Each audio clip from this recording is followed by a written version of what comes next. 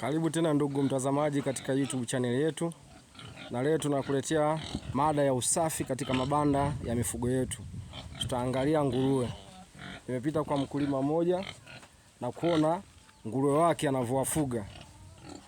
Banda kama hili sawa, amejengea juu, inakuwa ni nafuu kwake kwa mikojo na vinyesi kushuka chini, lakini anatakiwa mara kwa mara kufanya usafi kwa kuondoa kinyesi na kuwasafisha mifugo yake mara kwa mara.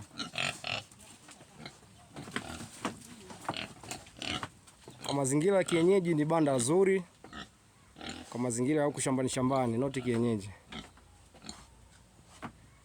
Inabidi aboreshe tu usafi kwa kutoa uchafu mara kwa mara.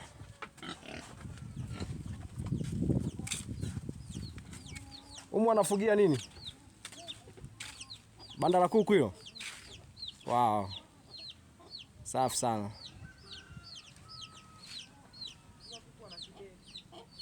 Saizi ugonjwa umeingia wa kideri.